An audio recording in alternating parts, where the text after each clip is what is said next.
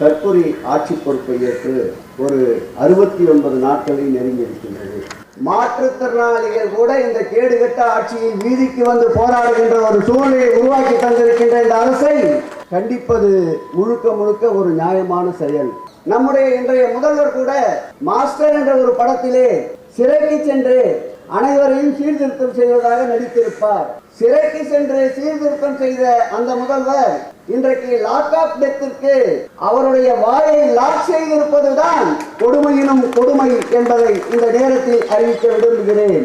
எங்கு பார்த்தாலும் கலவரங்கள், சிறைச்சாலையிலே மரணங்கள், காவல் நிலையங்களிலே மரணங்கள், ரோட்டிலே சுதந்திரமாக பெண்கள் நடந்து செல்ல முடியாத சூழ்நிலைகள். இது ஒரு காட்டாட்சிக்கு ஒப்பான ஒரு ஆட்சியாக இந்த ஆட்சி நடைபெற்றுக் கொண்டிருக்கிறது என்றால் அது மிகையாகாது. இந்த ஆட்சிக்கு முட்டுக் கொடுக்க பல்வேறு வகையில் பல்வேறு பிரிவினர் தோன்றியிருந்தாலும் நேற்றைக்கு கூட பாட்டாளி மக்கள் கட்சியினுடைய 38வது ஆண்டு விழாவிலே அன்புமணி ராமதாஸ் அவர்கள் ஒரு கருத்தை தெரிவித்து சென்றிருக்கின்றார். 38 ஆண்டு நிறைவு நாள் கூட்டத்திலே சென்னை சீரழிந்தது எங்களால் தான் என்று அவர் வீட்டிலே உட்கார்ந்து கொண்டு கணக்கை போட்டுக் கொண்டிருக்கின்றார். காமாலை கண்ணுக்காரனுக்கு கண்டதெல்லாம் மஞ்சள் என்பது போல் குற்ற உணர்வோடு பார்க்கின்ற அவருக்கு குற்றங்கள் தான் பெருகும். எங்களோடு வாருங்கள், சுற்றி காட்டுகிறோம்.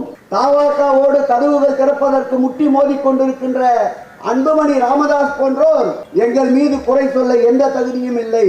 50 ஆண்டுகளில் செய்ய வேண்டிய பணிகளை 5 ஆண்டுகளில் செய்து முடித்தவர் எங்கள் முத்துவேல் கருணாநிதி ஸ்டாலின் என்பதை இந்த நேரத்தில் தெரிவித்துக் கொள்கிறோம்.